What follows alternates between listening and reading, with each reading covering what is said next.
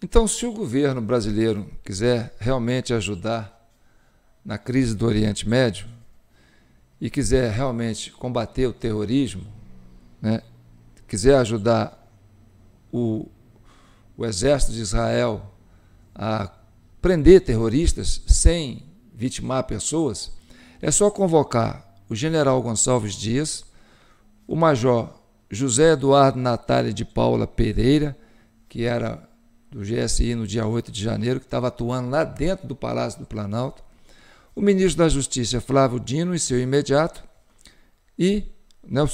Ricardo Capelli. Essas 4 autoridades aqui, especialistas em prender terroristas, que prenderam no dia 8 de janeiro 1.500 terroristas num dia só. Então, no caso, em uma semana, eles prenderiam 10.500 terroristas.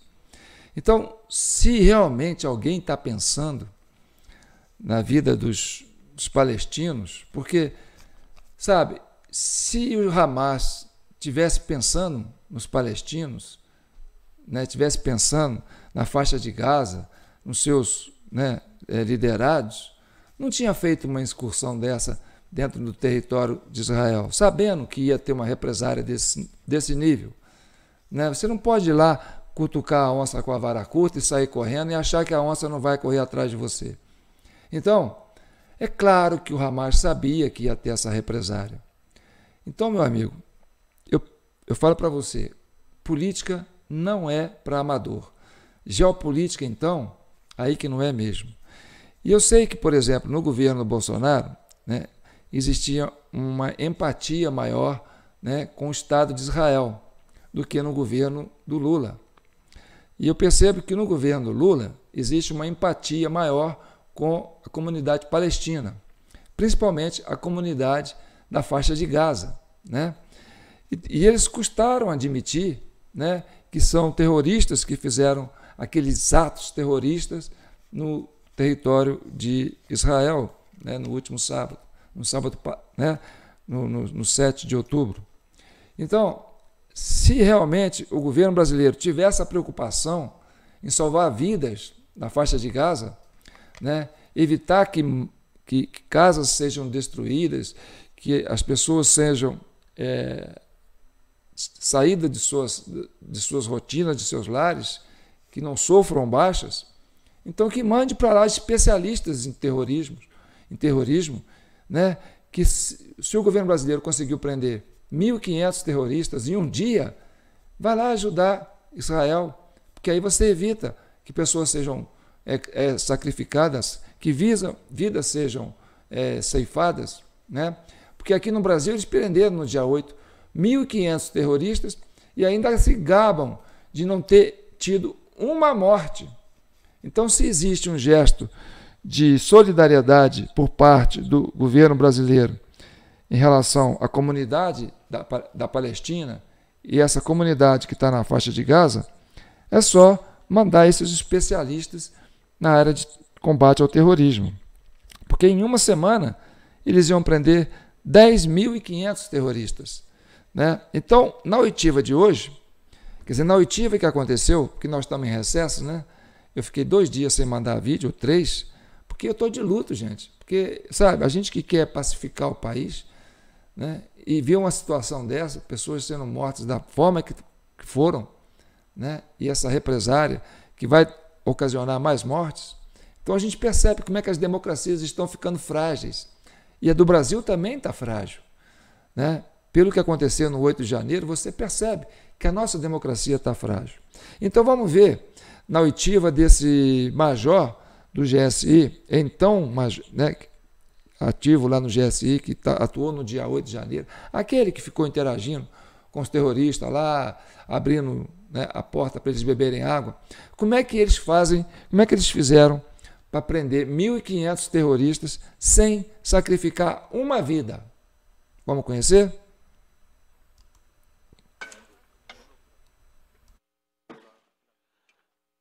Oitiva do senhor Major José Eduardo Natália de Paula Pereira, então militar do Gabinete de Segurança Institucional. O requerimento de que trata desta convocação é o requerimento número 273, de minha autoria, em conjunto com o deputado pastor Daniel de Castro. Major, o senhor está chegando aqui hoje como a pessoa que facilitou os atos, que apoiou os terroristas, que... Apoiou os terroristas, os atos. Quem está falando terrorismo é o presidente da Comissão Parlamentar de Inquérito do Distrito Federal, de Brasília, responsável por conduzir os trabalhos dessa comissão. E ele é deputado do partido do governo, do Partido dos Trabalhadores. Então, ele é defensor do governo. E quem está falando terrorismo é ele. Então, vai vendo. Deu água gelada para terroristas e tudo. Tanto hoje o senhor terá grande oportunidade de esclarecer a verdade, que é esse o objetivo que temos nessa CPI. Eu gostaria de saber se o senhor pretende fazer algum esclarecimento antes de iniciarmos as nossas perguntas. Sim, senhor presidente, por favor. Por favor, pode fazer a leitura dos esclarecimentos que o senhor deseja fazer. Para o dia 8 de janeiro, fui escalado para o serviço de coordenador de segurança de instalações, na sexta-feira, dia 6, o dia útil anterior ao serviço. No dia de seu serviço, o coordenador de segurança de instalações é o oficial responsável pela segurança das instalações dos dois palácios, Planalto e Alvorada, e das duas residências oficiais, Jaburu e Granja do Torto. É uma escala diária e sem participação em planejamentos, ou seja, o coordenador de segurança de instalações é um executor intermediário que recebe e repassa as ordens e atua quando necessário, sempre orientado pelo escalão superior. Sempre orientado pelo escalão superior, ou seja, pelo general G. Dias, que é o chefe do GSI. Então ele agiu orientado pelo G. Dias. Olha só como é que essa turma esperta sabe combater terroristas. No dia 8, por volta das 14h45, ouvi as primeiras explosões de bombas. Então, acionei o pelotão de choque do Batalhão da Guarda Presidencial em reforço, o qual já se encontrava no subsolo do estacionamento oeste, para que se preparasse. Concomitantemente, informei ao escalão superior tudo o que ocorria e tomei as medidas previstas e orientadas. É importante frisar que, a partir daquele momento, havia entrado em uma situação de gerenciamento de crises, cujos princípios são conter, isolar e negociar, e o objetivo principal é preservar vidas. Assim, comecei o processo de contenção para evitar que a crise se tornasse ainda maior. Dei as ordens necessárias na tentativa de barrar os manifestantes do lado externo do palácio. Porém, os manifestantes conseguiram avançar e alcançaram as janelas de vidro do Planalto. Retirei meu equipamento, haja vista que entraria sozinho em um ambiente em que não se sabia o teor de animosidade e que haveria chance de ter meu armamento tomado e aquele equipamento ser usado contra a força que eventualmente retomaria o palácio. Assim, retirei também meu paletó e gravata para ter mais mobilidade e entrei no Palácio do Planalto por uma janela quebrada. Passei pelo térreo, pelo segundo piso e logo subi ao terceiro andar, onde fica localizado o gabinete presidencial. Permaneci no mezanino do terceiro andar, quando ouvi um barulho e observei que a porta do corredor em frente ao gabinete presidencial havia sido arrombada. Entrei e encontrei um cidadão sentado e outra manifestante, sem representarem ameaças iminentes naquele momento. Entrei na copa e, ao abrir a porta, 3 manifestantes bastante exaltados e hostis apareceram, perguntando o que havia naquele local. Respondi que ali não havia nada, somente água. O mais exaltado, então, falou que queria uma garrafa. Em um esforço de acalmar os ânimos e conter aquela crise, evitando maiores danos, sob a ótica da razoabilidade, avaliei que deixar que pegassem a água era razoável para que a situação não se inflamasse. Tá vendo como é que se combate o terrorismo? Pega os terroristas e fala para eles, ó, vem cá que eu vou servir água para vocês, aqui tem um depósito, é cheio de água aqui, vocês estão aí recebendo esse gás de mostarda, gás de pimenta, sei lá, gás lacrimogênico, isso dificulta na respiração, né? Então a água é importante para vocês limparem, né, as vias respiratórias. Então vem cá todo mundo, se serve de água. É assim que se combate terrorista. Tá vendo? Vai vendo. E aquelas pessoas saíssem do local sem causar maiores danos. Senhor presidente, vou pedir a gentileza de colocar o vídeo número 1. O senhor pode dar o play, por favor? Então, como eu falei, eu entro ali na Copa. Observem esse manifestante de preto, era o mais exaltado. Ele, inclusive, foi um dos que agem para arrombar essa porta de vidro. Então, nesse momento que eles saem, eu diminuo a importância daquela sala. Falo, não, aqui não tem nada. A sala do presidente fica aqui abaixo, né, fica no segundo piso. E ele imediatamente sai. Ele retorna, chama o restante. E logo após eles descem as escadas. Tá? Então, dessa forma, foi retirados os manifestantes mais exaltados daquele local. Por volta de 16h10, ouvi outro barulho vindo do outro lado do mezanino. Me desloquei e, ao chegar, me deparei com o relógio já ao chão, enquanto manifestantes juntavam os pedaços quebrados. Nesse momento, fui cercado por diversos manifestantes, alguns mais exaltados e hostis, perguntando quem eu era. Identifiquei-me como sendo o Major José Eduardo Natali, servindo no GSI. Você está vendo? É muito fácil. É só você falar para os terroristas, olha, eu sou o Major José Natali, né? Sou do GSI, estou aqui para fazer a segurança do prédio. A minha missão aqui é prender vocês. Então, por favor, né? Fiquem mansinhos que nós vamos prender vocês. Essa é a missão. É assim que combate terrorismo. Viu? A especialidade do Brasil, desse governo, para combater terroristas, tem que mandar essa turma lá para o Oriente Médio, para ajudar o povo palestino, para que não morra inocentes. Vai usando, vai vendo a técnica para combater terrorismo no Brasil. O manifestante abriu o celular, checou meu nome no Google e encontrou fotos minhas. Fui interpelado sobre a minha função e expliquei que eu seria o responsável pela segurança naquele dia e que estava atuando para preservar vidas e o patrimônio. Tá vendo? Eu estou aqui para prender vocês. Então, por favor, fiquem mansinhos, nós vamos prender vocês. Vocês descem lá para baixo, nós vamos colocar algema em vocês, vocês vão ficar presos. Tá vendo como é que combate terrorismo? Vai vendo. Eles se afastaram e alguns saíram do local. Senhor presidente, agora eu peço a gentileza de colocar o vídeo 2. O senhor pode dar o play, por favor?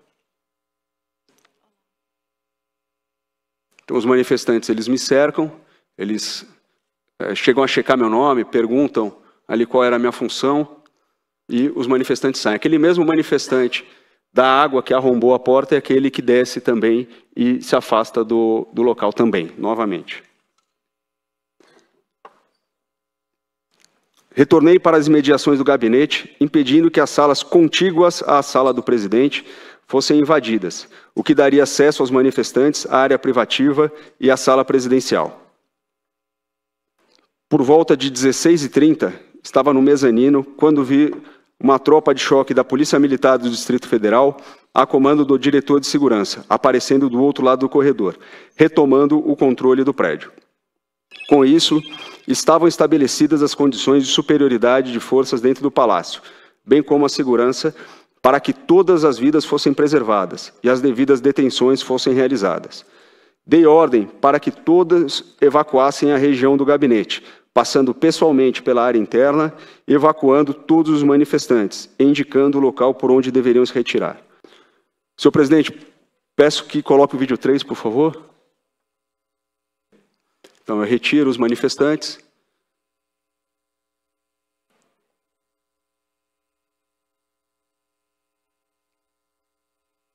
O manifestante procura, ele tenta resistir, ainda tenta contê-lo. Você está vendo como é que é fácil combater terrorismo? Na hora que a tropa está chegando, a tropa de choque está chegando, você fala para eles assim, ó, agora vocês vão descer, vão ficar todo mundo lá embaixo esperando a tropa de choque, tá bom? Que nós vamos prender vocês, nós vamos colocar tornozeleira eletrônica, nós vamos colocar algema, e vocês ficam bom assim. Vai aprendendo como é que se prende terrorista nesse país. Isso tem que mandar para Israel lá, para eles evitarem que mais vidas sejam mortas lá. Né? A preocupação não é preservar a vida, vai vendo. e ele avança para o mezanino, onde eu sabia que existia um pelotão da Polícia Militar do Distrito Federal, um pelotão de choque, avançando ali. Então, prontamente, eles foram contidos e foram encaminhados também para o segundo piso.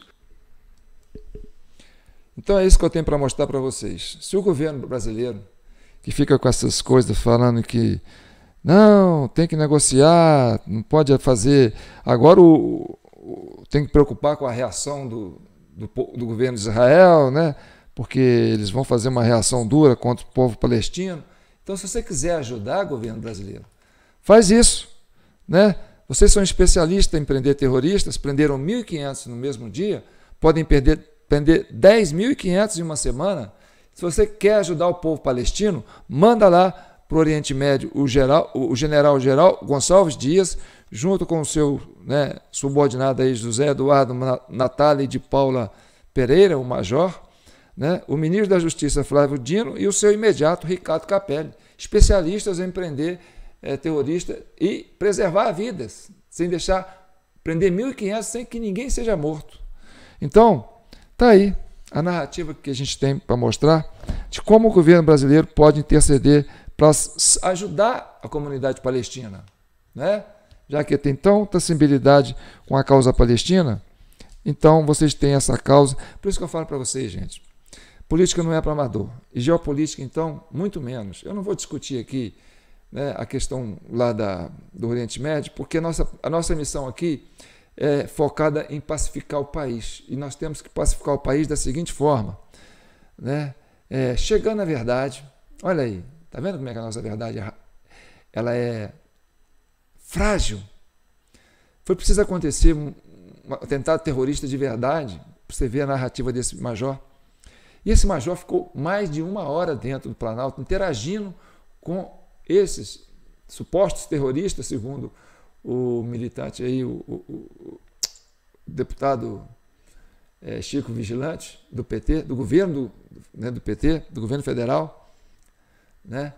Então, a eleição é uma coisa muito séria.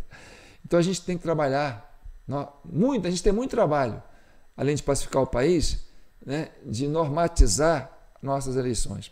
Porque se esse povo do Hamas tivesse apreço pelo palestino de Hamas, lá da faixa de Gaza, não teria feito uma incursão dessa, não teria provocado o governo de Israel da forma que provocou, porque é lógico que eles sabiam que ia ter uma reação desse porte.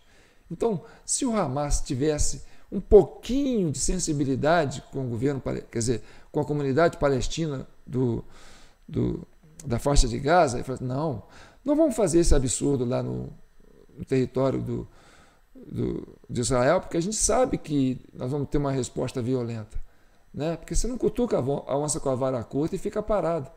Então, por isso que eu falo, gente, eleição é coisa séria. A gente tem que eleger um governo que gosta do povo, que se preocupe com o povo, que tenha maioria e que saiba defender os interesses de um povo. Se o Hamas estivesse defendendo o interesse dos palestinos, não teria feito essa incursão da forma que fez lá